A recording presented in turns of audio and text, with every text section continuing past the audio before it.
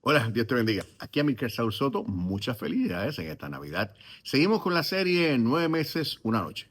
Hay un analista político puertorriqueño que utiliza una frase constantemente y dice, los datos son los datos. Y hoy voy a hablar de eso, voy a hablar de datos. Datos muy interesantes. Miren, los datos tienen una razón de ser, inclusive dan mucha credibilidad, a veces atrapan a la gente. Qué interesante. Se utilizan datos cuando se va a dar una presentación, cuando se va a dar una clase, se utilizan muchos datos para que los muchachos vean, los estudiantes vean que este hombre no está inventando. Inclusive hasta en las predicaciones se utilizan datos. Y tristemente, a veces nos acordamos más de los datos que se dijeron en el sermón que del versículo bíblico. El evangelista Lucas empieza la narración de la Navidad, del nacimiento de Jesús, con unos datos muy interesantes. Tiene que haber una razón, y eso es lo que vamos a averiguar en este podcast. Dice el Evangelio según San Lucas, capítulo 2, los primeros versículos de la siguiente manera. Aconteció en aquellos días que se promulgó un edicto de parte de Augusto César, que todo el mundo fuese empadronado. Este primer censo se hizo siendo Cirinio gobernador de Siria, e iban todos para ser empadronados, cada uno a su ciudad. Ajá, ¿sí? Qué bien. ¿Y?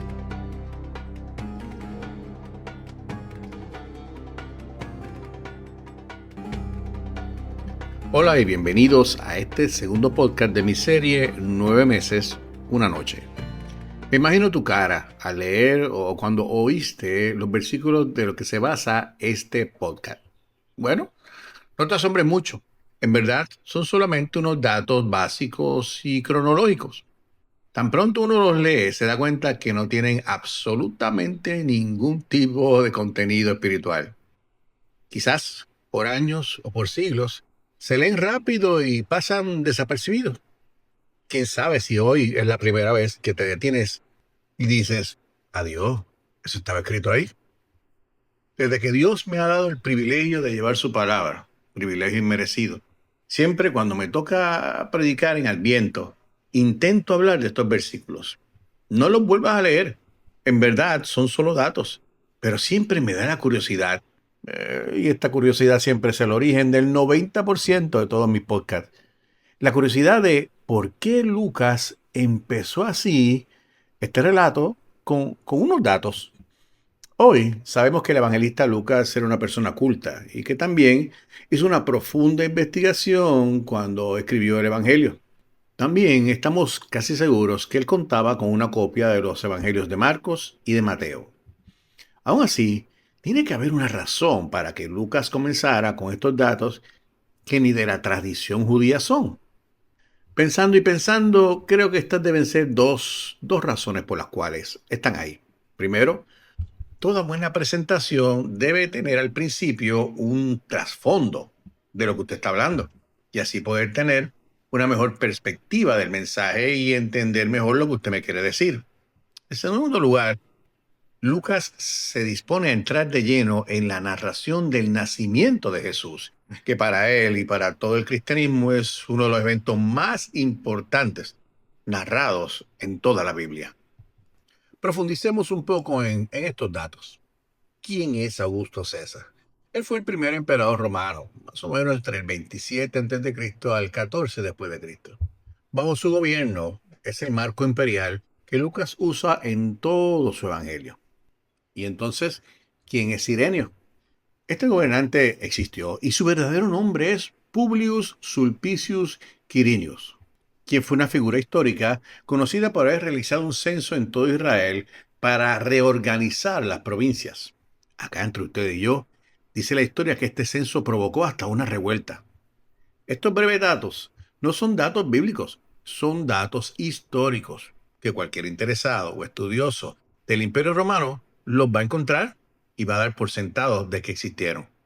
Entiéndase que el marco en que Jesús nace no es una historia ficticia, sino un momento histórico que se puede verificar para poder creerlo. Todos estos datos reales me sirven cuando voy ahora a narrar la historia del nacimiento de Jesús. Si ocurre en un entorno que sí existe, le da más credibilidad a la historia del nacimiento del Hijo de Dios. Permíteme ahora explicarte qué es eso de un censo y para qué el Imperio Romano lo utilizaba. Como en tiempos modernos, el censo simplemente es la verificación del número de miembros de cada familia según su lugar de origen. Pero la razón primordial para que el gran imperio romano hiciera un censo era tener el número exacto de familias y así cobrar las contribuciones necesarias para mantener el imperio más grande que ha existido en este planeta de pie. Te pregunto lo siguiente, hasta ahora, ¿dónde estás viendo el nacimiento de Jesús en todo esto? Quizá la contestación la puedes conocer, pues conoces toda la historia. Para aquellos que no conocen nada de la historia de Jesús, hasta ahora no entienden este podcast. Ok, te voy a dar una clave muy importante. Un día común y corriente, el profeta Miqueas profirió una profecía que se encuentra en su libro, capítulo 5, versículo 2, y dice así: Mas tú, Belén Efrata, pequeña para estar entre los millares de Judá, de ti me saldrá el que será gobernante en Israel, y sus orígenes son desde tiempos antiguos, desde los días de la eternidad. El profeta Miqueas escribe aproximadamente 7 siglos, 700 años antes del momento que estamos hablando, el nacimiento de Jesús, y predice que este Mesías nacería en Belén, la ciudad de David. De esta manera, nuestro Dios, que es fiel y nunca se equivoca, se compromete a que este Mesías nazca en este pequeño barrio llamado Belén, la ciudad del rey David, aquel al cual Dios mismo le había prometido que de su descendencia habría siempre un rey. Y de esta manera, con el nacimiento del niño Jesús, Dios cumple su promesa. Bendita sea la fidelidad y la sabiduría de nuestro Dios. Pero, pero espérate, tenemos un problema. Y es que actualmente José y María viven al otro extremo de Israel. Viven en la región de Galilea, en la ciudad de Nazaret, aproximadamente de 111 a 145 kilómetros de distancia. Pero las cosas no se quedan ahí, se ponen peor. Recordemos que ya María está en un estado avanzado de embarazo. No hay carros, no hay aviones, no hay trenes. ¿Cómo podemos hacer que este niño vea la luz por primera vez en la ciudad de Belén? La contestación la tienes en los versículos que hemos escogido para este podcast, ¿sí? En esos datos biográficos. Parece que de la nada surge un censo y este obliga a que todo el mundo tenga que viajar a la ciudad de origen. Ok, muy bien. Me imagino la cara de preocupación y sorpresa de José cuando supo la noticia. Sabía que ahora tenía que tomar a su esposa embarazada y bajar hasta el sur, hasta Belén. Pero no era una mala noticia. El viaje, aunque forzado por el censo, era parte de un plan divino, pues Dios siempre cumple sus promesas. Antes de seguir de todo lo que he hablado, quiero enfatizarte sobre una cosa muy interesante.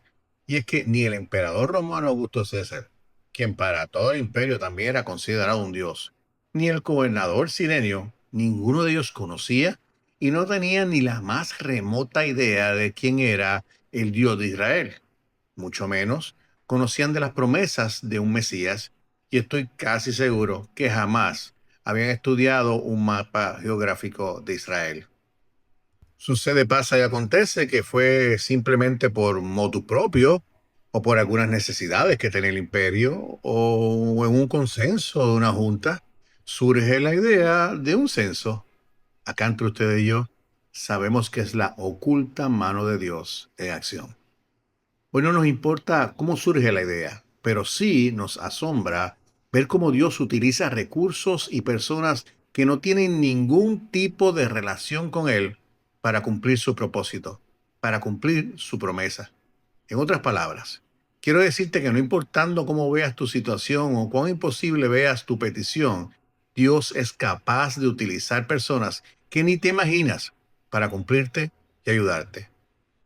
Siendo un universitario hace mucho tiempo, en mi confraternidad de estudiantes cristianos, una líder dijo lo siguiente: nosotros orando acá y Dios obrando allá. Ha llovido mucho desde aquella tarde que oí esa frase en un edificio en Mayagüez, pero los que no me conocen saben que ha sido una frase que incluyo mucho en mis oraciones siempre. Soy un fiel creyente de esa primicia. Y Lucas 2, del 1 al 3, me lo confirma. Para Dios no existen casos imposibles. Para Él no hay muralla que lo detenga. En el libro de Números, el capítulo 23, versículo 19, dice: Dios no es hombre para que mienta, ni hijo de hombre para que se arrepienta. No nos interesa cómo Él lo hará, ni con quién contará. Yo sí sé que Él lo cumplirá y nos dará las fuerzas para llegar a verlo cumplido. De la misma forma que le dio fuerzas a María y a José, para que vieran ellos y toda la humanidad que el Mesías nació en Belén, 700 años después, porque Jehová es fiel. Tú no necesitas 700 años para ver su fidelidad, pero sí te pido que estés pendiente, orando en fe, pues nosotros orando acá y Dios obrando allá. 9 meses, una noche, pendiente al próximo podcast de esta serie. Feliz Navidad.